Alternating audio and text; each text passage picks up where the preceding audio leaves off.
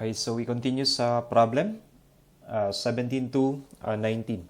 A solid steel shaft is loaded as shown in the figure using the G or the modulus of rigidity equal to 83 gigapascals. The shearing stress is limited to 60 megapascals and the angle of rotation at the free end is not to exceed 4 degrees.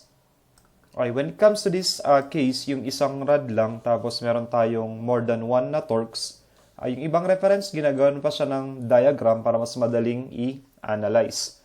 When it comes to torque, kapag yung rotation ng torque is clockwise, it assumed to be negative yung rotation. And kapag gagawa natin siya ng parang equivalent arrow, para mas simple lang, it is an arrow to the left since it is negative. Kapag yung rotation naman is counterclockwise, it is positive. So, arrow naman, equivalent, it is to the right since it is positive. So, para hindi nakakahilo yung mga rotating arrows, parang arrow lang na straight line. So, this is arrow to the right, 1,200 newtons dahil counterclockwise yan. Then, arrow to the left, 750, that is clockwise. So, again, mga torques pa rin yan, pero parang mas simple daw gawan ng diagram or maintindihan kapag in terms of arrow na to the left or to the right lang. Okay, so parang positive 1,200, then negative 750. Okay, kung gagawa natin siya ng equivalent torque diagram, starting dito sa right end, this is 0, then pataas tayo. That is a magnitude of 1,200. Positive yan dahil counterclockwise. Then, constant lang yan hanggang dun sa may 750. And then dito, so 1,200 na pakanan minus 750 na pakaliwa. Okay, we have 1,200, okay, minus 750. Okay, that is 450. Positive pa rin. So, mas mababa lang ng konti. This is, okay, positive 450. So, ano yung magnitude ng torque na kailangan natin para mag-zero siya? So, para mag-zero, kailangan natin ng opposite sign nito, yung 450. Okay, so kailangan natin is negative 450. In terms of torque, it is clockwise na 450. That would be the reaction. In terms of the equivalent para sa mga diagrams, it should be a torque. It should be a torque na to the left, okay, negative 450. So, ito yung parang equivalent torque diagram natin. Let's have the questions. So, number 17, compute the support reaction. Compute the reaction at the support. So, ito na rin yun, yung sagot natin ay 450 Newton meter. Then, kung i-check natin, it is, sa choices, it is letter A. Pwede rin naman natin siyang isolve using yung parang summation of torques kapag in terms of arrows. For example, hindi ko pa alam yung value nito na 450 na to the left or 450 na clockwise. Sabihin natin is torque reaction, T sub R. We can have it by summation. Okay, for question number 17, summation of torques equal to 0, assuming to the right na torques to be positive. So, ano yung mga to the right? 1,200 minus 750 dahil pakaliwa. I-assume natin na ito ay pakaliwa. Okay, minus the torque reaction at the fixed support equal to 0. And we will arrive with that value. Okay, the torque reaction is equal to 450. That's 450 Newton meter. Ayun lang naman. Yun yung mga possible option natin in terms of the diagram or in terms of the summation. Or medyo obvious naman ito, 1,200 na counterclockwise minus 750 na clockwise o counterclockwise minus clockwise, kailangan mo ng 450 na clockwise. So yun yung sagot natin sa number 17, 450 Newton meter. Absolute value lang yung nandito. Number 18, I determine the required shaft diameter based on angle of twist. Okay, the rotation at the free end is not to exceed 4 degrees. Take note na yung rotation sa free end for this type of rod na meron tayong multiple torques, ay hindi lang yun nakadepende sa torque sa dulo. ng rod. Kapag cantilever or may free end, ay yung rotation, the rotation at the free end is the summation of all rotations. Okay? Applicable ito kapag ganito. Okay? Cantilever. Okay? Free end, tapos fixed support sa kaliwa. So basically, yung rotation natin dito sa free end should be the summation of that is parang yung rotation at 1 plus rotation at 2. Okay, kung i-recall natin, how do we compute for angle of twist sa torque? Ito yung TL over the JG. So ano yung torque natin dito sa span number 1? So yung torque natin dito sa span number 1, ito yung magnitude based sa torque diagram natin, 450 Newton meter positive, which means ay counterclockwise. Yung torque natin dito sa span number 2 is ito, based sa torque diagram ulit, 1,200 Newton meter. Also, counterclockwise, parehong positive. So, we'll be having the torque at the free end is equal to, okay, ano ba yung parang magkapareho lang naman yung length nila? So, pareho sila ng length, ay 2.5 meters. Tapos, I think the same diameter lang din ito. The diameter is equal to, ayun yung pala yung hinahanap natin. So, constant diameter lang naman. So, pwede nating i-factor out siguro yung length at saka yung polar moment of inertia. Okay, i-recall natin, anong equivalent ng polar moment of inertia or the J? Ito yung pi d raised to 4 divided by 32 kapag solid shaft. So, yun yung mga common natin, yung pati rin yung G, the modulus of rigidity, constant naman yan. Ang magkaiba lang is yung torque. So, if I-factor out ko yung length, okay, this is the length divided by the polar moment of inertia, the modulus of rigidity, so parang torque number 1 plus torque number 2 lang. Yun lang yung magkaiba, based dun sa diagram natin. Okay, so we substitute. Okay, yung limitation ng free end ay yung limitation ng rotation ng free end is equal to 4 degrees. So kailangan lang natin ito in radian. So that is 4 degrees para maging radian times pi divided by 180 degrees is equal to, okay, ano yung length ng parehong span? Yung length ng parehong span is 2.5 meters. So this is, okay, 2.5 meters. Okay, mag-multiply lang ako dito ng 1,000 para maging millimeter. This is to 1 meter. Okay, divided by the polar moment of inertia in terms of the diameter is pi. The diameter raised to 4, okay, divided by 32. The modulus of rigidity, given ito kanina, 83 gigapascals or 83,000 megapascals. Ginawa kong MPa para maging Newton per square millimeter. Okay, yun yung ating L over Jg. Then multiplied by torque number 1, that is 450 Newton meter, plus torque number 2, that is 1,200 Newton meter. Okay, check lang natin yung mga values. So, 450, 1,200. Kung i-observe natin yung unit nung nandito sa taas, it is in Newton meter. So, para maging consistent tayo sa units, mag-multiply ulit tayo dito ng 1,000 millimeters is to 1 meter. So, ika-cancel lang natin yung mga unit na meter, tapos yung mga unit na newtons. So, ang maiiwan dyan, which should be in terms of millimeters. So, using this equation, let us compute for the required diameter based on the angle of twist at the free end.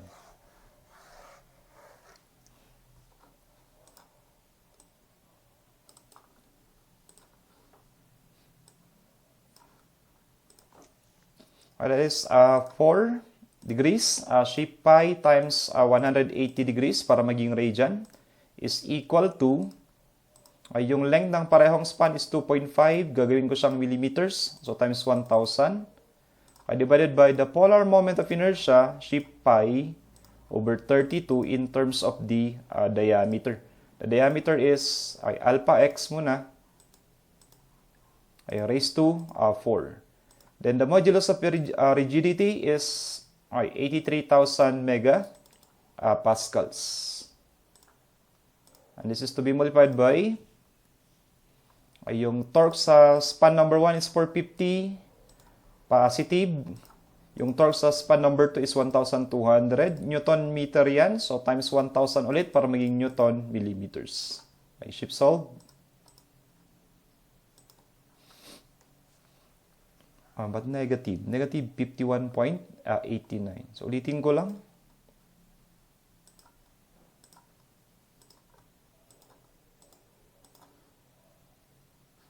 Ayun, nawala yung equation. That is 4 sheep pi over 180. By the way, since the degree of the unknown, 4th degree, yan. So possible na binigay niya yung other possible values of the diameter since 4th degree. Kaya lang negative yung lumabas. Ulitin lang natin. This is 2.5 times 1,000.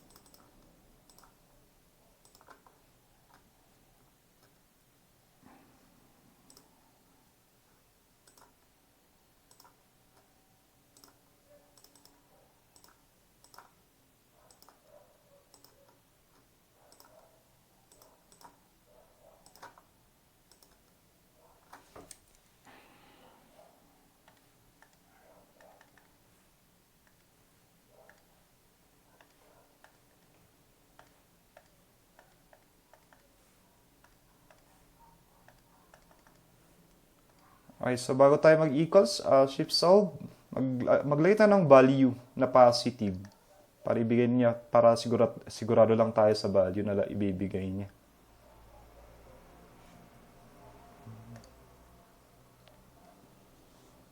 So this time it is positive 51.892. So again, bakit nagbigay siya ng negative kanina? Since it is 4th degree, there are four possible values, or maybe binigay niya lang yung negative. So this is, ano yung value na yun? Okay, 51.892. Okay, 51.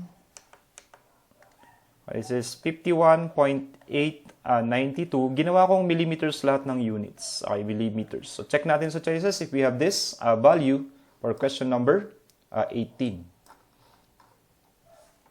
Okay, 51.89. That will be letter B. Sa number 19 naman, what is the most suitable shaft diameter to be used? Okay, so parang hindi niya masyadong directly sinabi dito na dalawa yung i-consider natin, pero dalawa. Una, ano yung diameter based dito sa angle of twist na 4 degrees? Yun yung nasolve natin sa number 18 na 51.892 millimeters. Yung isa pang kailangan nating i-consider, that is for problem number 19, is based sa allowable shearing stress. Okay, meron siyang allowable shearing stress dito na binigay, that is the 60 megapascals. Kung i-recall natin, paano mag-compute ng shearing stress? Last time, the allowable shearing stress is equal to, in general, ito yung applied torque, the radius of the shaft divided by the polar moment of inertia. Kung circular lang naman siya, ito yung torque. Ang radius is the diameter divided by 2 divided by polar moment of inertia in terms of the diameter is the pi d over 4 divided by pi d raised to 4 over 32. Kaya meron tayong simplified formula for shearing stress kapag circular. So we are to cancel yung isang diameter. So ito d raised to 3, yung 32 divided by 2, that will be equal to, ito yung 16 times the torque divided by pi, the diameter raised to 3. Applicable lang ito kapag circular, then solid shaft. Okay, so based dito sa torque diagram natin, para may design natin yung required diameter, kailangan natin i-consider ano yung maximum shearing stress. Okay, based sa torque diagram, Ang maximum shearing stress is ito, yung 1,200. Siya yung pinakamataas na value sa ating torque diagram. Sorry, it should be the maximum torque, hindi yung maximum shearing stress. Yung maximum torque ang magbibigay ng maximum shearing stress. The maximum torque is 1,200 Newton meter. And siya yung magbibigay ng maximum shearing stress. Okay, so we are to substitute. This is 60 megapascals. Ito yung 60 newtons per square millimeter equal to 16. Ano yung maximum torque natin? Maximum torque is 1,200 Newton meter. Again, base doon sa ating torque diagram. Yung pinakamataas na value. Okay, para consistent tayo sa units, this is multiplied by 1,000 millimeters is to 1 meter. Para lang maging millimeter yung unit. Then this is to be divided by pi times the diameter raised to 3. So we are expecting na yung diameter na to will be in terms of millimeters. So that will be, this is 16 times the maximum torque, 1,200 times 1,000 para maging millimeters. This is divided by 60. Tsaka yung pi. Pwede kayong mag-shift solve. Minano-mano ko lang. Then, raised to 1 over 3. That is 46.702. So, the diameter required is 46.702 millimeters. Okay, kung iti-check natin ito sa choices, sa number 19, nandun naman, 46.7. Pero kailangan nating i-consider yung dalawang factors. In terms of the rotation, theta is equal to 4 degrees. Ang required diameter, yung na-compute natin sa number 18, is 51.89 millimeters. Okay, on the other side, in terms of the allowable shearing stress na 60 megapascals, na sinabi niya rin sa problem, yung allowable shearing stress is limited to 60 megapascals. Ang required diameter naman, or yung diameter na pwede, yun yung na-compute natin sa number 19, o yung solution kanina. Yung 46.702 millimeters. Ngayon, magdi-decide tayo. Ano yung pinaka-suitable na diameter?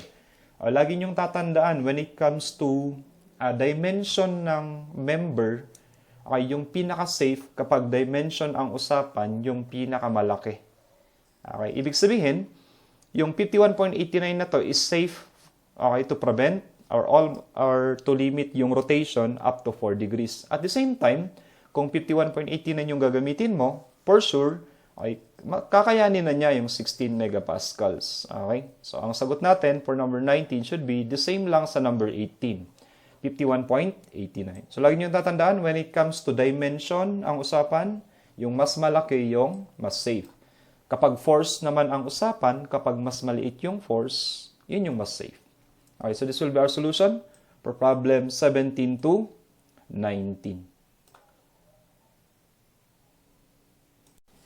Okay, tuloy natin sa problem number 22. So for the given section, so number 20, determine the maximum moment. So ito yung beam natin, ito yung kanyang given na section, given na rin yung location ng neutral axis. So yung unang tanong is determine the maximum moment. Okay, so since cantilever siya, ang una nating may isip siguro na maximum moment is yung moment dito sa fixed support. Ay sabihin natin na ito yung free end is point A, yung fixed support will be B. So, pwede natin gawin, kunin natin yung moment sa B. Or tingnan natin yung reaction dito sa fixed support. So, by summation of forces vertical equal to 0, assuming upward forces to be positive. So, let's say upward yung reaction dito sa fixed support. So, let's say that is 10 minus 4 times yung total length ng cantilever is 6. Inassume ko na upward yung reaction. Sabihin ko na lang pala R yung pangalan equal to 0. So that reaction is equal to, okay, 10 minus 4 times 6, or that is 10 minus 24, negative 14. Transpose natin. This is 14 kilonewtons upward. Okay, kung magmo-moment tayo dito sa B para makuha yung moment reaction dito sa fixed support. Okay, so summation of moments at point B equal to 0, assuming clockwise moments to be positive. That will be 10 times 6. Okay, minus, we have 4 times 6, okay, lever arm, midway, times 3. Then, okay, assume natin na yung moment dito sa fixed support will be clockwise. So, plus that moment equal to 0. So, that is 10 times 6. Okay, so what is 10 times 6, okay, minus 4 times 6 times 3. That is negative 12. Pagka-transpose natin, that will be positive 12. So, yung moment na to is 12 kilonewton meter, and its direction, tama yung assumption natin, it is clockwise. So, check natin if meron ito sa choices, the 12 kilonewton meter for the maximum moment. Meron naman, that is letter C. Pero minsan, okay, kailangan nating siguraduhin yung sagot natin. Take note na possible na magkaroon ng ibang value ng moment dahil meron tayong support reaction dito sa free end. So, para maging sigurado tayo sa sagot, okay, gawin natin yung shear diagram, then to be followed by the moment diagram.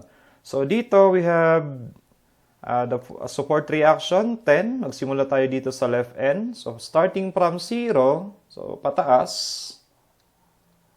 Since we have that support reaction na given, that is 10.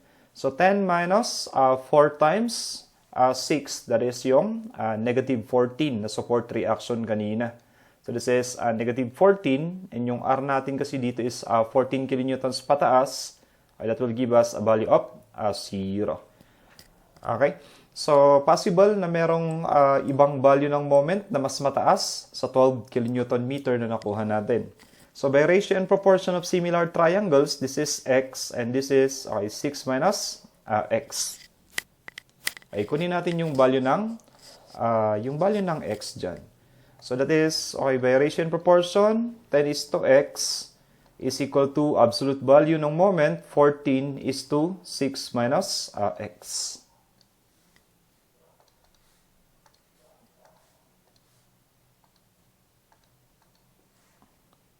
That is 14 divided by 6 minus alpha x. Okay, shift solve. So, maglagay tayo ng value. Approximately siguro kalahati lang yan. 3. That is 2.5 meters. Okay, ngayon, kung 2.5 meters ito, okay, this is equal to 2.5 meters. By the way, so first degree yung ating shear diagram dahil yun nga, okay, yung load natin is 0 degree. So, hopefully, wala kayong problema dun sa basic natin sa shear and moment. So, kung 2.5 meters yan, okay, ano yung magnitude ng moment na to? Okay, yung area ng shear diagram na to. So, let's say, okay, ito yung shear equal to 0. Yung point we're in, the shear is equal to 0. That is also a point wherein we have a maximum moment. So, gagamit na lang ako ng area. So, let's say, yung point na to will be point C. Yan, point C na lang. Yung moment sa point C is yung area ng shear diagram na yan. 1/2 of, okay, 2.5 times, yung height niya is 10. So, the moment at C is equal to,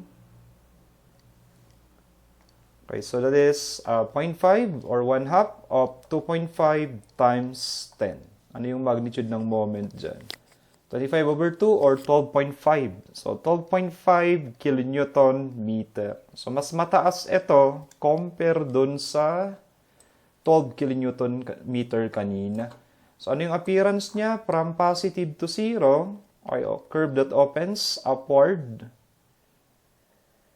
Okay, this is positive 12.5. Ano naman yung value nito? Yung 6 minus x. Aburahin ko na. Okay, what is 6 minus 2.5? Ay, 6 minus 2.5 is equal to 3.5 tayo dito. So, Okay, this is 3.5 meters. So, check lang natin. Kompletuhin lang natin yung moment diagram. So, gagamit ulit tayo ng area. Ito na yung moment sa B. So, dapat mapalabas natin yung moment na nakuha natin kanina. Ito yung 12 kilonewton meter. So, dapat yung value natin dito should be negative 12. So, yung moment doon is, okay, 12.5 negative area yon. 12.5 minus, okay, 1/2 since triangular. Okay, of the base na 3.5 ay times ay negative 14. So that's negative 12. So from 0 to negative, ganun ba rin? Opens downward. So this is ay a moment of negative 12. So negative 12 na moment, tapos mayroon tayong moment dito na positive 12 kilonewton meter. That will give us a value of 0 for equilibrium. So, ito naman yung appearance ng ating moment diagram. So, again, yung sagot natin dito for the maximum moment is letter D tayo dapat 12.5 kilonewton meter. For a reason, yun nga, siya yung pinakamataas. So, next time, hindi tayo dapat nag-assume agad na yung moment sa fixed support yung maximum moment. Para maging sigurado, kailangan natin mag-share and moment diagram. Then, okay, dito tayo sa number 21. Okay, compute the maximum tensile stress. Okay, so kailangan natin i-recall yung basic natin sa moments and yung bending moments, kung paano mag-behave yung beam based sa moment. Okay, for example, we have, for a positive moment, ay yung beam natin nagbe-bend downwards. Okay, tapos, okay, to be separated by, yung fibers will be separated by the neutral axis. Okay, tapos, kapag positive moment, bending downwards, yung top fibers or all fibers above the neutral axis will be under compression, tapos yung ilalim naman will be under tension. And then, kapag nagkaroon naman tayo, for example, ng negative moment, yung bending ng beam, pabaliktad naman kung ano yung sa positive moment. Magbe-bend naman siya upward. Again, yung mga fibers will be separated by the neutral axis. So, yung mga fibers above the neutral axis will be under tension. Tapos yung mga fibers below the neutral axis will be under compression. So, ito yung kailangan natin i-consider bago natin isolve si problem 21. The maximum tensile stress. So, sa number 21, para makuha natin yung maximum tensile stress, kailangan natin gamitin yung una nating maisip dito, yung unang, yung maximum moment. Para maging maximum tensile stress, basically that is bending stress. Okay, bending stress in tension, gamitin natin yung general formula. Ito yung MC over I. So, dapat gamitin natin dito yung moment na maximum. Yun yung una nating gagawin. So, ang maximum moment natin is, yung na-compute natin kanina, that is the 12.5 kilonewton meter. So, given na rin naman yung mga details for the beam. So, meron tayong the moment of inertia, 100 times 10 raised to 6 millimeters raised to 4. Tapos, yung C natin for yung distance ng mga extreme fibers to the neutral axis. Okay. So, unahin natin. Yung maximum tensile stress using our maximum moment. Okay, the maximum moment computed is equal to, this is the 12.5 kilonewton meter. Okay, ano yung C under tension? Okay, that will be, ano yung gagamitin natin na value ng C for tension? Yung value ng C for tension is 200 millimeters. Okay. So, since that is a positive moment, yung 12.5 kilonewton meter, okay, so sa portion ng beam na to will be, yung ilalim, below the neutral axis will be under tension. Dahil yun nga, kung i-recall natin yung sinulat ko doon kanina, Kapag yung beam nag-bend downwards, okay, so to be separated by the neutral axis, yung ilalim is under tension, yung taas will be under compression. So yung ilalim, gamitin natin yung 200 millimeters as the C for tension. Okay, so mag-substitute tayo. Okay, for the general formula for bending stress, we have this F sub B for tension is equal to yung maximum moment is the 12.5 kilonewton meter. Okay, multiplied by the value of C is 200 millimeters. Okay, so since kilonewton meter tapos mm, para maging consistent lang tayo sa units, magmumultiply ako dito ng 1,000 squared para maging newton millimeters. Yun, para lang 1,000 newtons for the 1 kilonewton. Okay, tapos 1,000 millimeters para dun sa 1 meter. Then, okay, to be divided by the moment of inertia given, that is 100 times 10 raised to 6. Okay, given dun sa figure. Okay, 100 times 10 raised to 6 millimeters raised to 4. So, this will give us the maximum bending stress in tension. We have that as 12.5 multiplied by 200. Then, to be multiplied by 1,000 squared para maging Newton mm. To be divided by 100 times 10 raised to 6. So, that's equal to 25. Okay, yung naiwan na unit dito, kung mag-unit analysis tayo, cancel, this is millimeters. Okay, yung unit nung nasa ilalim is millimeters raised to 4. So, kung i-cancel natin yung dalawa, this is m to the fourth, magiging mm squared. Ang naiwan na unit is newtons per square millimeter, so that is the same as the megapascals. So, check natin if we have this value sa choices. Okay, 25 megapascals, so that will be letter C tayo, kay number 21. So, wala na bang, ang tanong dyan, wala na bang ibang part ng beam na magiging, na mag-under tensile stress? Okay, kung gagawin natin yung parang deflected appearance ng beam based sa mga moments, ito yung positive 12.5 moment. Kapag positive moment, yung beam magbe-bend downward. Kapag meron ka namang negative moment, yung dito sa may fixed support, magbe-bend siya upward. Okay, so parang ganyan yung deflected form ng beam. So sa portion na to, okay, parang yung taas nito under compression, yung ilalim under tension. Dito naman, under compression yung ilalim niya, under tension yung ibabaw niya. So yan yung parang mga stresses natin sa beam based sa mga moments. Pero so far, ang pinakamataas na magbibigay is the 12.5 kilonewtons at saka yung 200 mm. Dito kasi sa may fixed support, yung C for tension is 130, which is mas mababa. So that will be our solution for problem 21. Okay, doon tayo sa problem 22.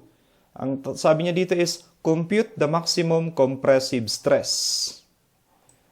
Okay, so para naman doon sa compressive stress,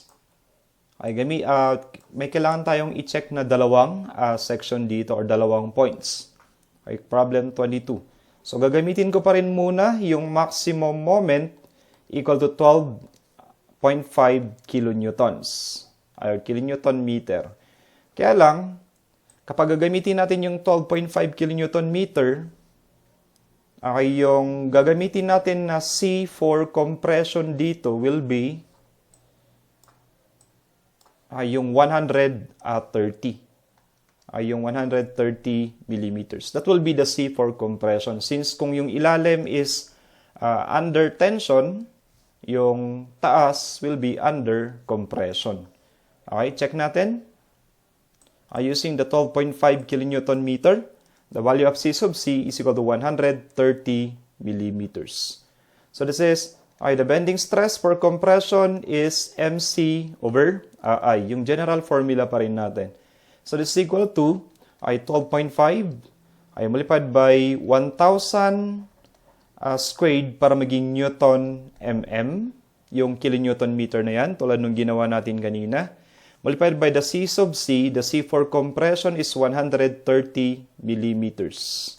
Okay, divided by yung moment of inertia, this is 100 times 10, okay, raised to 6 millimeters raised to 4. So again, kung unit analysis, mm to the fourth, so this is mm squared. So ang maiwan, Newton per square millimeters or the megapascals.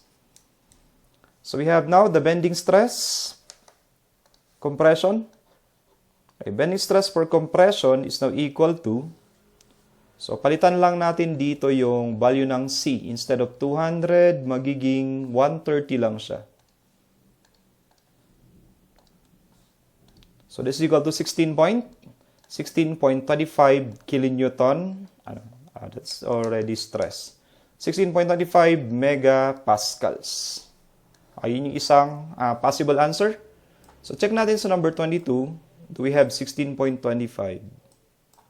Ay meron doon, letter B tayo. Pero ito yung portion na yon kung saan ako nag-compute ng compression. Ay dito sa part wherein yung moment is 12.5 kilonewton meter.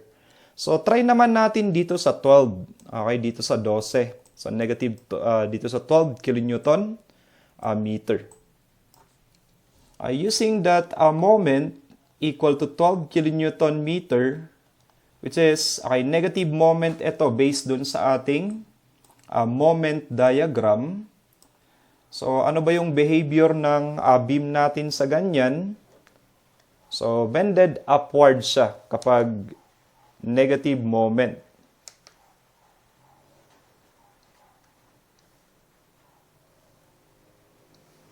So, kung bended upward, okay, yung mga fibers separated by the neutral axis, yung taas is under tension, yung ilalim is under compression. So, therefore, kapag ganito yung moment natin, negative moment, yung C for tension natin nagbabaliktad. Nagiging 130 na siya ngayon. Tapos, yung C natin for compression, siya naman yung 200 mm. Okay? So, kung ano man yung ginawa natin dun sa positive 12.5 kilonewton meter kanina, baliktad naman siya ngayon. Okay? Since, okay, based sa moment diagram natin, this is negative 12 kilonewton meter. Okay? So, ang gagamitin natin to compute for the compressive stress is yung 200 millimeters for a moment of negative 12. Okay, the bending stress for compression, ito na yun, we have 12, absolute value lang yung gagamitin ko. Okay, kilonewton meter ito, so magmumultiply ako ng 1,000 squared para maging Newton mm. Yung C natin ngayon for compression kapag negative moment is 200 millimeters. Okay, divided by the same moment of inertia, that is the 100 times 10 raised to 6, okay, millimeters raised to 4.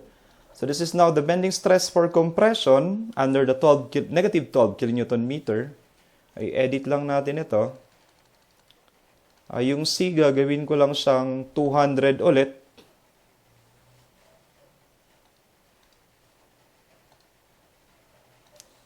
Tapos yung moment, gagawin nating 12.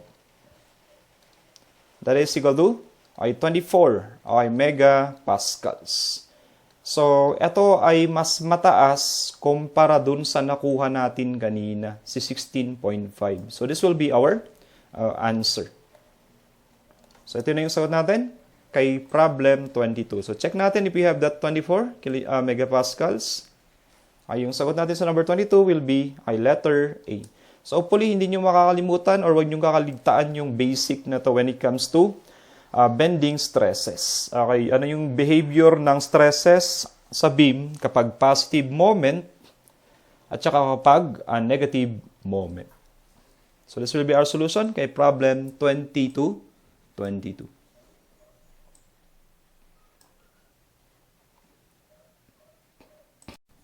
Okay, we proceed to problem 23 to 25.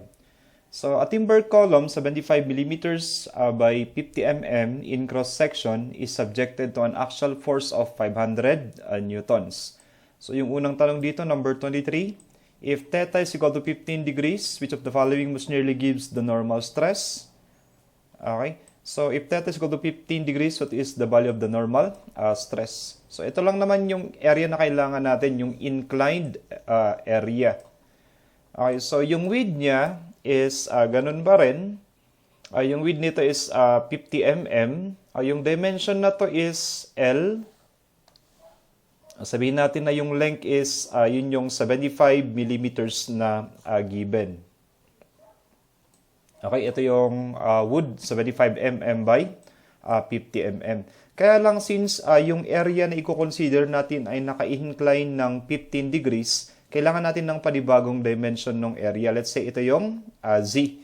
So, paano natin kunin yung Z? So, parang ito lang yung triangle na i-consider natin para makuha yung Z. We can use the function of cosine.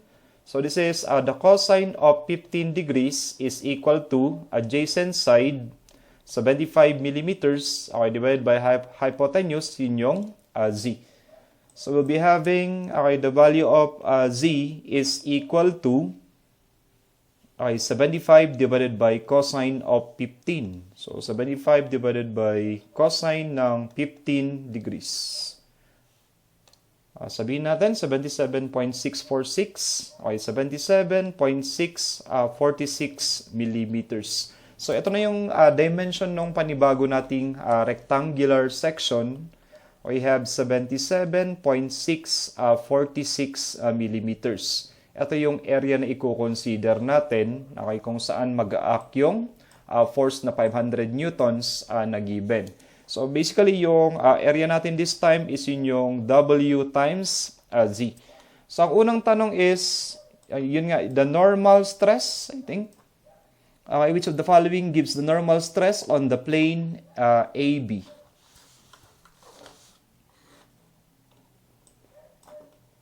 So, ito si plane AB. So, kung mapapansin ninyo, yung 500 Newton load natin ay vertical. Okay, purely vertical siya. This is, the 500 Newton load. Siya yung total load. So, para makuha natin, ano yung perpendicular component sa kanya? Kasi ang required is normal stress. So, ang normal stress ay dapat 90 degrees sa area na kinoconsider natin. Kung ano man yung inclination ng area, yun na rin yung angle between this 500 Newton at saka nung normal force. So, this is the same as 15 degrees. Ito naman yung parallel. Okay, the parallel component. So, since naka-incline yung area na kinoconsider natin, nagkaroon yun ng normal, perpendicular, at saka parallel component. So, again, ito yung P is equal to 500 newtons. Ito yung P parallel. Sabihin natin that is the same as yung P parallel component, yung sine of 15 degrees. Yung perpendicular component naman, P perpendicular is P cosine of 15 degrees. So, okay, solve natin yung first requirement, number 23.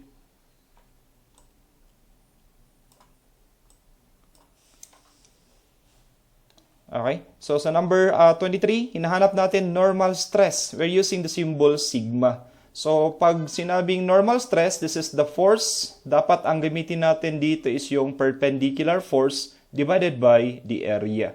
So, this is equal to, we have 500 newtons. Ano yung perpendicular component? 500 cosine of 15 degrees. Divided by the area, yung area na i-consider natin dito is yung inclined area. Okay, that is yung W. We have 50 millimeters. Yung nakuha natin na value ng Z, 77.646 millimeters. So this is the normal stress for section AB. So we have that as 500 cosine of 15 degrees divided by yung area is 50 times 77.646. So that is 0.1244. 0.1244 okay, newtons per square mm, megapascals. Okay, check natin. If we have this value, 0.1244 megapascals sa question number 23. So for question number 23, it should be letter C tayo. So number 24 naman, if theta is equal to 15 degrees, which of the following most nearly gives the shear stress on the parallel, on the plane AB? So para sa shearing stress naman,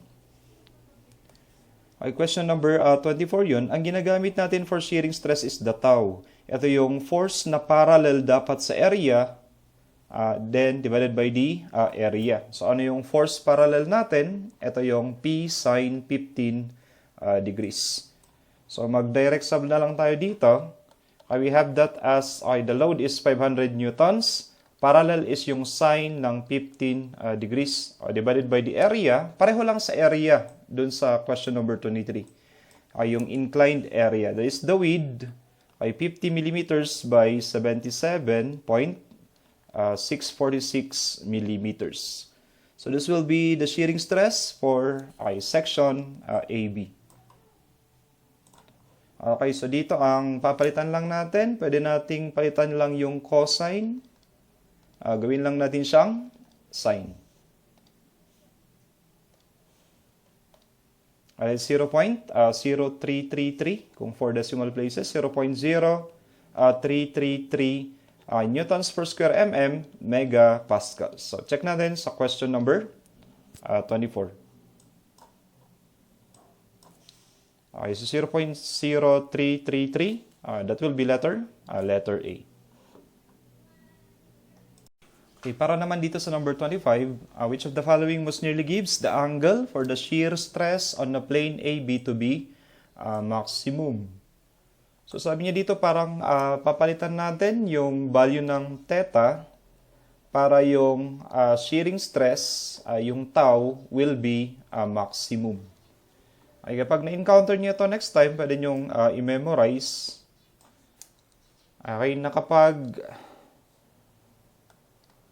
ang gusto natin ay maximum yung shearing stress, yung inclination ng surface kung saan dadaan yung force, should be, the value of theta should be equal to 45 degrees. Okay, para maging maximum yung tau or the shearing stress. Ayan, pwede nyong i-memorize yan. So, ito naman yung fundamental solution. So, paano ba natin nakuha yung tau kanina? Okay, kaya lang this time lahat variables. So, the value of tau is equal to, ang ginagamit natin dito, ang gagamitin is yung P parallel divided by yung area, which is P parallel sine, variable lahat. So, theta lang muna. P sine theta divided by yung area is yung W times Z. So, paano ba natin nakuha yung Z kanina? So, ito yung ginamit natin. Gumamit tayo ng function ng cosine.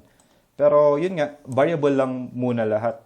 So, this is the cosine of theta is, ginamit ko doon is L over Z. So, nagkaroon tayo ng equivalent ng Z as the L divided by the cosine of theta.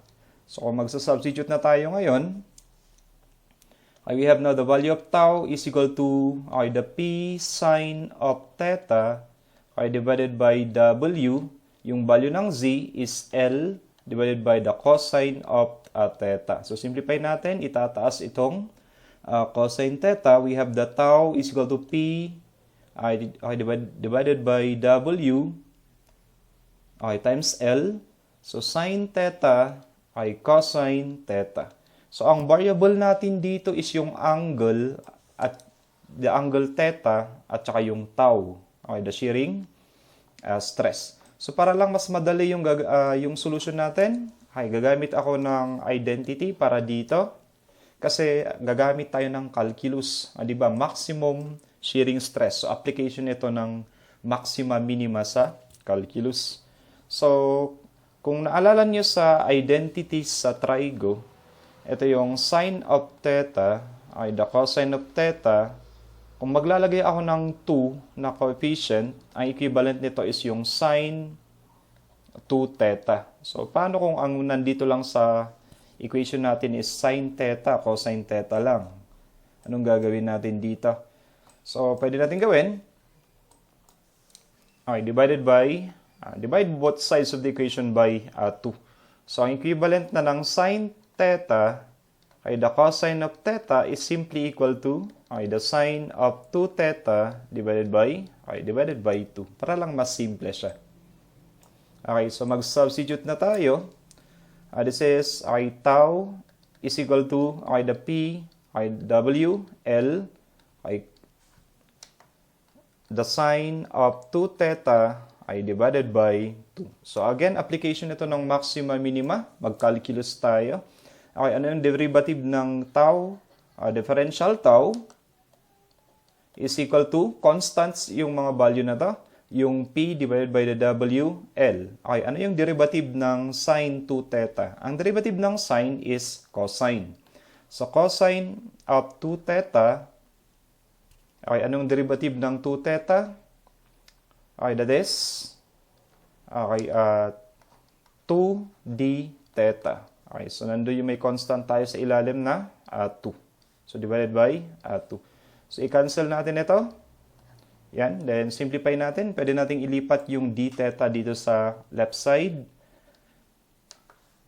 So this is the differential tau divided by differential theta is equal to P divided by W, L, the cosine of 2 theta. So paano mag-maximize or mag-minimize sa calculus? Set it to 0. So kung 0 na yan, di ba kung 0 na ito equal to P divided by WL ay cosine of 2 theta, ang may iwan na lang dito, di ba, cross multiplication, WL times 0 is 0, 0 divided by P is 0. So basically, ang maiiwan lang dito na equation is the cosine of 2 theta, ito lang yon, is now equal to 0. So gawin natin. This is a shift cosine of 0 degrees. 0 degree is 90 degrees. So this is 2 theta is equal to 90 degrees. So divided by 2, the value of theta is equal to 45 degrees. So calculus yung solution para dito sa maximum shearing stress. Para maximum yung shearing stress, theta should be equal to 45 degrees. So mas madali lang kung i-memorize siguro, mas practical. Dahil mahaba yung solution, calculus. So that's for problem number 25. 45 degrees, that is letter C tayo. Problem number 26 to 28. So a 50 millimeters by 20 millimeters GIHO floor joist carries a dead load of 2.5 kilopascals and a live load of 2 kilopascals. The joist has a simple span of 3.6 meters. So the weight of the wood is 7.5 kilonewtons per cubic meter. So ito yung mga properties ng kahoy. Okay, so bending stress, shearing stress, the modulus of elasticity, and the allowable deflection. Assume no impact allowance for live load. Numbers 26, which of the following gives the spacing of the joist if bending controls? So kung ito yung joist natin, obviously yung area na i-consider natin na bubuhatin niya is basically the same as the width of the spacing of the joist. So mag-imagine tayo na parang ito yung area na bubuhatin niya and the spacing is S. Pero kailangan nating i-convert yan, yung mga pressure load na given, i-convert natin siya into a uniformly distributed load to be carried by the joist na 3.6 meters. So wala naman siyang sinabi regarding lateral support. So i-assume natin na stable siya laterally or supported laterally. Okay, so kaya lang dito sa timber design, hindi tayo gagamit dito ng factored loads. So as it is lang yung mga gagamitin muna natin na loading. So paano ba tayo mag-compute ng equivalent uniformly distributed load? So, ito yung pressure load. Okay, meron tayong pressure load dito na 2.5 kilopascals. That is yung dead load. So, this is 2.5 kilopascals. Imo-multiply lang natin ito dun sa required na spacing. Okay, yung S. So, let's say, multiplied by S. Plus, okay, yung 2 kilopascals na live load, that is 2 multiplied by the spacing. So again, hindi tayo gagamit ng factored loads. Then, kung mapapansin nyo dito, binigay din yung density ng kahoy, 7.5 kilonewtons per cubic meter. Kailangan natin siyang isama sa total load. Since self-weight yun, isasama siya dapat sa design. So that is plus 7.5 kilonewtons per cubic meter. Saan natin ito i-multiply? I-multiply natin yon sa cross-sectional area ng wooden joist. So this is multiplied by, gagawin ko lang meter. That is 0.05 meter or 50 millimeters yon times 0.2 meter or that is yung 200 millimeters. So this will be the equivalent of the uniformly distributed load in terms of the spacing. So 2.5 plus 2, this is 4.5 times the spacing plus yung self-weight ng kahoy. That is 7.5 yung self-weight ng wooden joist. That is 5 or 50 millimeters, 0.05 meter by 0.2 meter or that is the 200 mm. That is 0.075. So, equivalent unit na nito ngayon, kung mag-unit analysis tayo, uniformly distributed load, that is the kilonewtons per meter.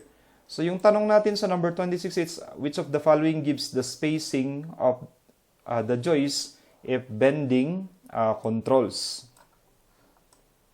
So, paano ba mag-compute ng bending stress kapag uniformly distributed? Simply supported. So basically, yung maximum moment kapag ganito, kahit hindi na tayo mag-shear and moment diagram, is basically equal to uniform load L squared divided by, this is divided by 8. So we have yung bending stress naman, F sub B is equal to general formula, ito yung MC over I. Pero kapag rectangular naman yung section, kagaya nito, rectangular wooden joist, okay, pwede nating gamitin yung formula for rectangle, yun yung 6 times the maximum moment or the moment divided by the BD squared. Okay, gamitin natin yung given, ano yung allowable bending stress. Allowable bending stress is 15.8 megapascals.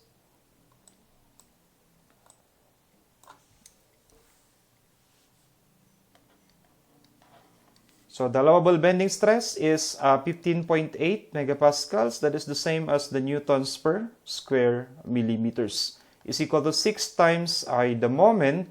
This is to be divided by yung dimension ng joist is B, 50 millimeters wide. A total depth of 200 squared. Okay? So basically yung unit ng denominator dito is magiging millimeters raised to 3.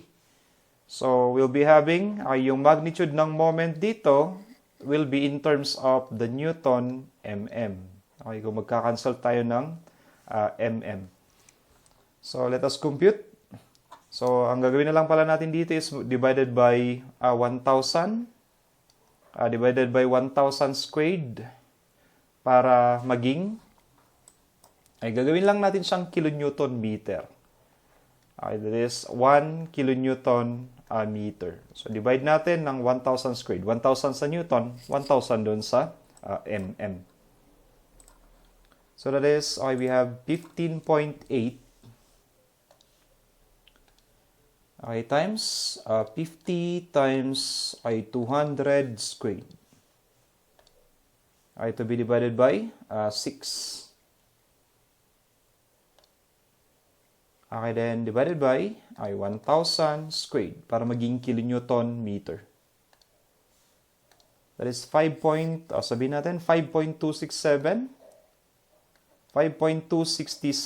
kilonewton meter.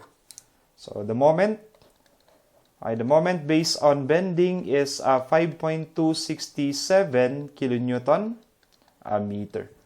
So, balikan lang natin, paano ba kunin yung uniformly distributed load based sa maximum moment. So, ito yung gagamitin lang natin, the 5.267 kilonewton meter.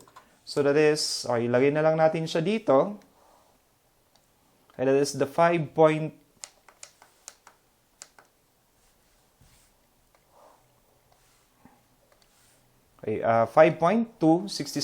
kilonewton meter is equal to W. Ano equivalent ng W natin? The uniformly distributed load in terms of the spacing. That is 4.5 S plus 0.075. Okay, ito yung uniform load, 4.5 times the spacing plus 0.075 kilonewton per meter ito times the length. Ano yung length ng wooden joist? Given yun na 3.6 meters. So this is multiplied by 3.6 squared to be divided by 8. Ayan, so sa equation na to, ang unknown na lang is yung the spacing. So computing for the spacing in terms of the bending stress. So, gamitin ko na lang yung actual value para hindi tayo mag-round or para mas sakto yung sagot. So, answer this is, we have 4.5 times this spacing plus 0.075. Multiplied by the length, we have 3.6 squared. This is divided by 8. So, shift solve tayo. Well, it's 0.706. 0.706 meter. So, meter na yung mga units natin dyan. So, 0.706 meter for question number 26. Okay, sabihin natin it is a letter A tayo. That is 0.71.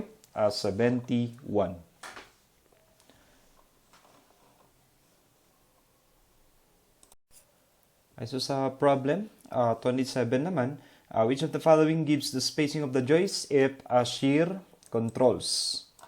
So, saan ba natin matatagpuan yung maximum shear kapag sa beams?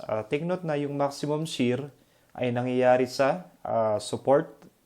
So, yung maximum shear natin, the Bmax, is basically equal to the support reaction. So, anong equivalent ng support reaction kapag ganito lang? Simply supported, uniformly distributed. Equal lang ito sa the uniform load times the length divided by 2. Okay, so kung i-recall ulit natin, ano yung formula natin for shearing stress? Okay, dito tayo sa number 27. Yung general formula for shearing stress, F sub B, kapag allowable, capital letter, ito yung the shear, the statical moment of area divided by I times B. Kapag rectangular lang, pwede natin gamitin yung 3 times the shear divided by the twice the area. Okay, so again, applicable lang yan kapag rectangular. So, if shear controls, ano ba yung max allowable shearing stress? That is 0.90 megapascal. Ayan yung gagamitin natin. Okay, so this is 0.90 megapascal is equal to 3 times the maximum shear divided by twice the area. Ano yung area ng joist? Okay, that is 50 millimeters multiplied by 200 millimeters.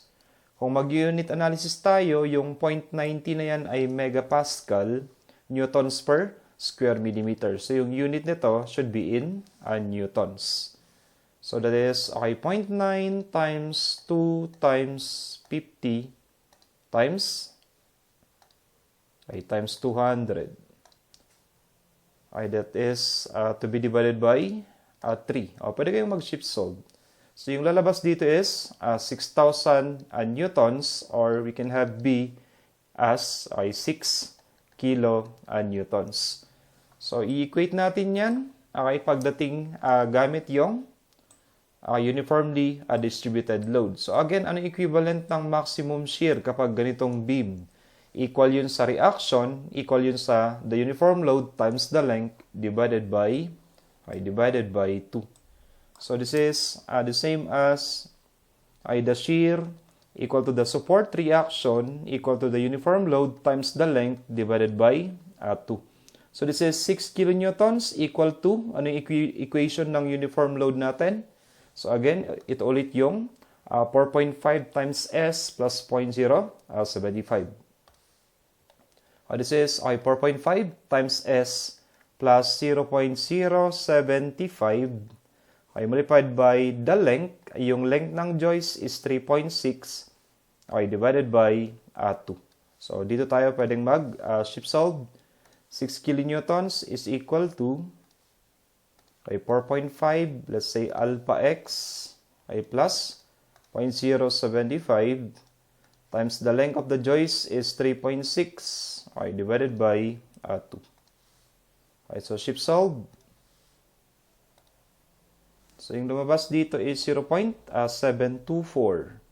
The spacing is equal to 0.724 meter. Check natin if we have this as choices for question number 27. Okay, so pinakamalapit na 0.724. Letter C tayo dito. 0.72 meter. Sa number 28 naman, which of the following gives the spacing of the joist if the deflection controls? So yung allowable deflection is 1/300 of the span. Okay, so again, kapag ganitong beam, ano yung formula para makompute yung maximum deflection? Pwede nating i-compute yan using area moment, pwedeng double integration method. Pero kapag common loading, so parang advantage kapag memorize natin yung mga formula. Okay, kapag simply supported, uniformly distributed load, ano yung maximum deflection? Delta. Delta max is equal to 5 times the uniform load, L to the 4th, divided by 384 EI. Yan yung formula kapag ganito yung beam na. Kapag ganito lang yung beam. Kung hindi siya ganyan, hindi yan applicable. Okay? So, for uniformly distributed load, simply supported beam.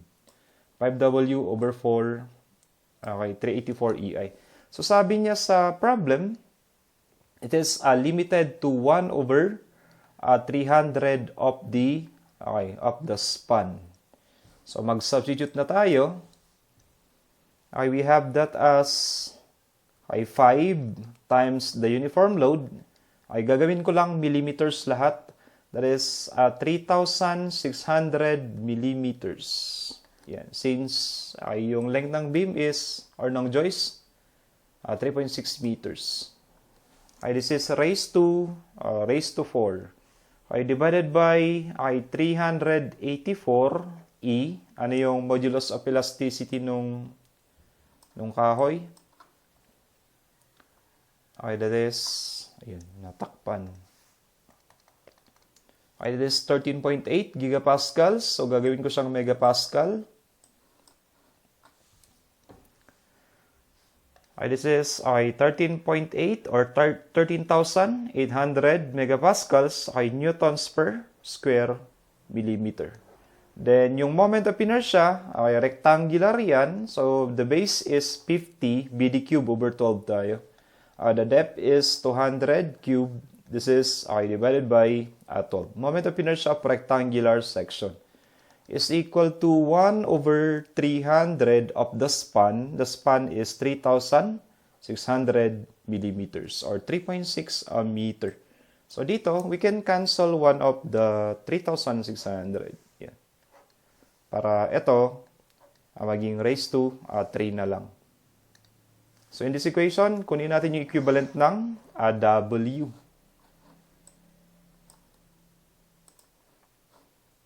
Or the uniform load.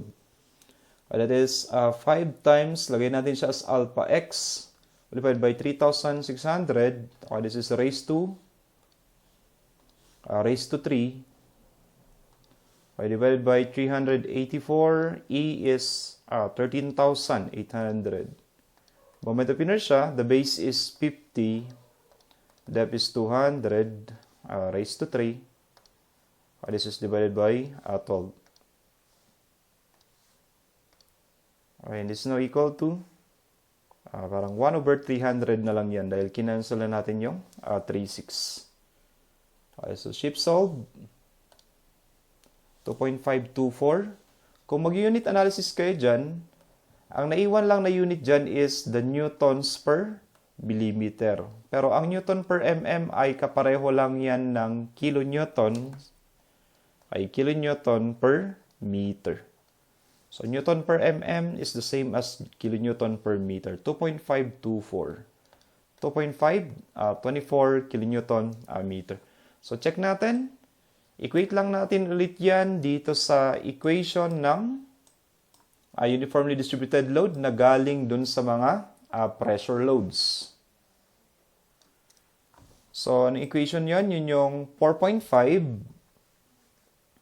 ay 4.5 times S plus 0.075. Okay, check natin. 4.5 of S plus 0.075 is equal to yung equivalent ng uniform load in terms of the deflection. That is 2.524. So let us solve for the equivalent spacing. This is 4.5 of alpha x plus 0.075 is now equal to 2.524. Shift solve. 0.544 is 0.544 millimeter. So let us check if we have this value sa choices for question number 28.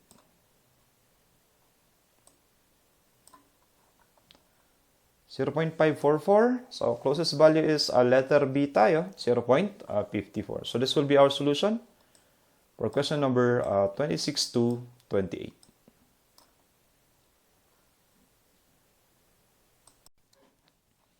Okay, 29 to 31. So, 4 cables are used to lift a precast concrete slab with dimensions 3 meters by 3 meters and 76 millimeters thick.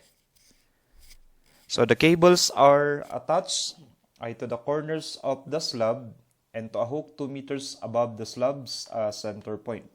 A cross-sectional area of the cable is 79 square millimeters. Concrete unit weight, 24 kilonewtons per cubic meter.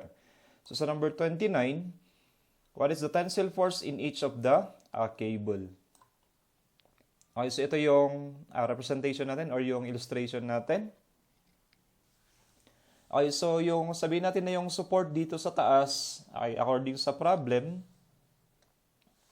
ay 2 meters above the center point of the slab. So, hinahanap natin yung tension ay per cable. So, mag-consider lang tayo ng isang cable then parang triangulation lang yung gagawin natin dito. Ay mula sa corner ng slab papunta dito sa center point ay ng slab. So, sabihin natin, pag top view, ito yung appearance niya. Okay, so, sabihin natin yung distance na to will be Z. Since, square naman, 3 meters by 3 meters, automatic na yung distance na to is 1.5. Kalahati na rin ito, 1.5. Ayun, if you are to compute for Z, so we can have it by Pythagorean theorem. So, the value of Z is equal to the square root of 1.5 squared plus 1.5 squared. So, ano yung distance na yun? Z. We have the square root of 2 times, since dalawa yun, 1.5 squared. So, that is, sabihin natin, 2.121 ay 2.121 meters. Ay ngayon, kung meron na tayong value ng Z, ay pwede nating kunin yung angle, pwede rin naman in terms of slope. So this is 2.121 meters. So pwede kong kunin yung angle na to. So pwede natin sabihin this is theta. Gamitin na lang natin yan for summation forces vertical. Ay pwede akong gumamit dyan ng tangent Or pwede rin naman kunin natin yung hypotenuse na to, yung actual length ng cable. Ano ba ilalagay natin dyan sa cable? Sabihin ko na lang yung actual length ng cable is y. So by Pythagorean theorem, the value of y is equal to the square root of yung nakuha natin, 2.121 squared plus yung vertical height ng mga cables, that is 2 squared. So ano yung value ng y? Yan, pwede kong gamitin yung stored value para hindi tayo nagra-round. So squared plus 2 squared, then square root. So ito yung total length of the cable ay 2.915 meters. So, nag-triangulation lang naman ako dito. So, pwede tayong gumamit ng slope. Pwede rin natin kunin yung angle theta. Just in case naman na gusto nyo kunin yung angle theta, we can use the function of sine. The sine of theta is equal to opposite 2 divided by hypotenuse, 2.915 meters. Okay, so let's have, the value of theta is now equal to that is shift sine of 2 over 2.915.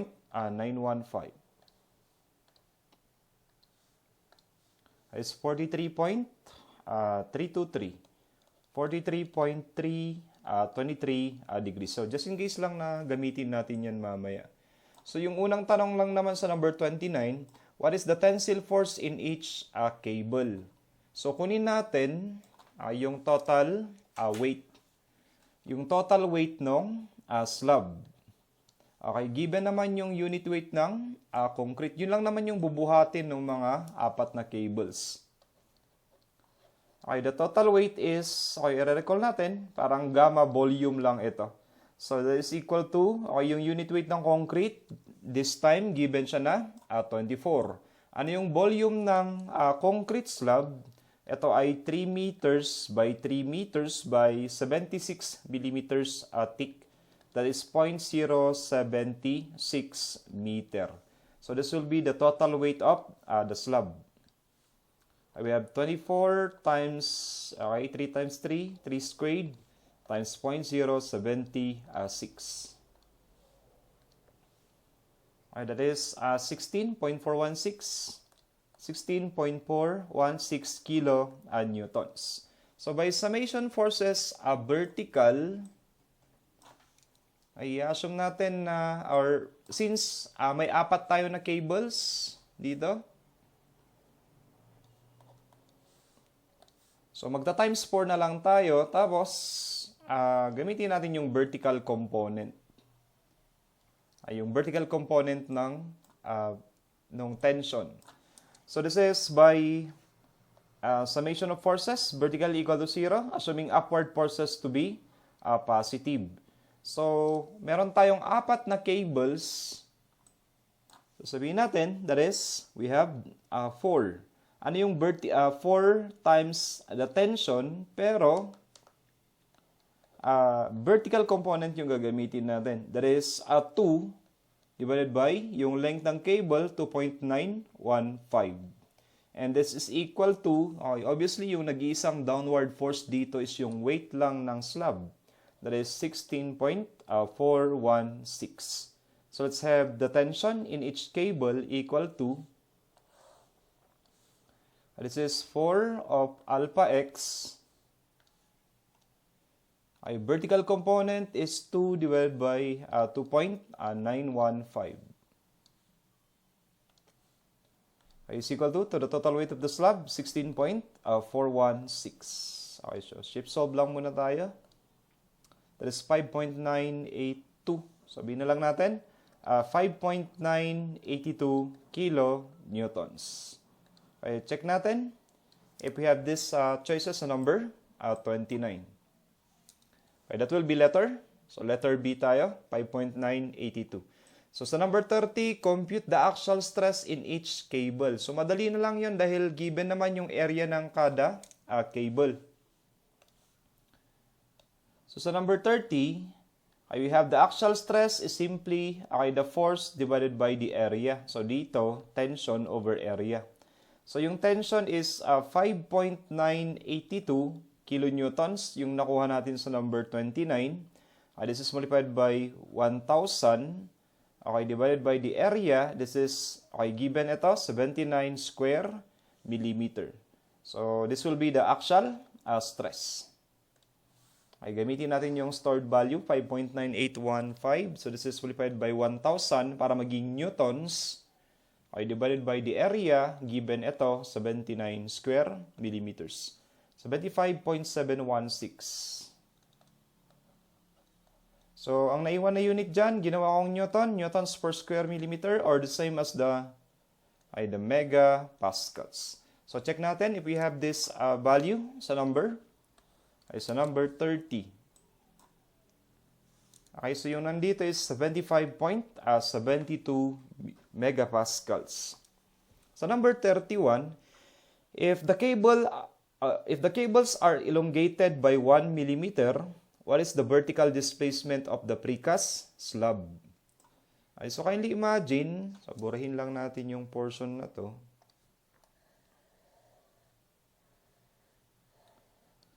Yung elongation ng yung direction ng elongation ng cable is the same as the inclination of the cable. So given siya sa problem 31, yung value down na yon is equal to 1 millimeter. Pero obviously, hindi yan mangyayari dahil hihilain sila pababa ay ng weight ng slab. So, ang mangyayari, magkukos yun ng vertical displacement. Let's say this is delta B. Okay, so, ayan. So, dahil yun nga, kung magkakaroon ng 1 millimeter na vertical na elongation yung cable, so supposedly, ito yung direction, pero hihilain sila ng weight ng slab pababa. And yung result nun is the vertical displacement. Ngayon, kung gagawa tayo ng triangle, using these values, yung delta na 1 mm, tsaka yung vertical displacement na required, ay magkukos yun ng, or mag-result yun sa right triangle. Though supposedly, in actual, curve yan. Pero dahil sobrang liit, inassume na lang na straight line. Kung ano man yung inclination, okay, kung ano man yung inclination theta ng cable, yun yung magiging angle dito sa tabi ng vertical displacement. This is theta. So kung if we are now to solve for problem 31, okay, based sa triangle na yan, paano natin kukunin yung vertical displacement, the delta B? Okay, we can use the function of sine. The sine of theta is equal to yung elongation ng cable divided by the vertical displacement. So, pwedeng next time, kahit ganito na yung equation ninyo. Ay, nakuha natin yung value ng theta kanina. Kaya kinuha ko yun kanina. Pwede rin naman gumamit ng slope. Okay lang din. 43.323 degrees. So, this is the sine of 43.323 degrees is equal to opposite. Yung elongation daw ng cable, given ito, 1 millimeter, divided by the vertical displacement of the slab. So, magkakaroon tayo ngayon ng vertical displacement equal to, basically, this 1 mm divided by sine of 43.323 degrees. So, 1.457 millimeters. So, this will be our answer kay problem 31. So, check natin if we have that value sa question number 31. Okay, 1.457, closest value is letter. Okay, letter A tayo, 1.46 millimeters. So, lumabas na rin ito. I think one time sa board exam. So, this will be our solution kay problem 29 to 31. Okay, so last problem, number 32. A simple beam has a span of 5 meters and the maximum moment in the beam is 69 kilonewton meter. The allowable bending stress is 138 megapascals. Compute the required section modulus. Yung given na moment dito, the moment is equal to 69 kilonewton meter. So when it comes to bending stress, so allowable yung given, so capital tayo. The allowable bending stress F sub B is equal to 138 pascals. Okay, i-recall lang natin yung basic formula or the general formula for bending stress. That's the F sub B equal to the moment, the C divided by I, the moment of inertia. Wherein yung equivalent ng section modulus, yun yung hinahanap dito, the section modulus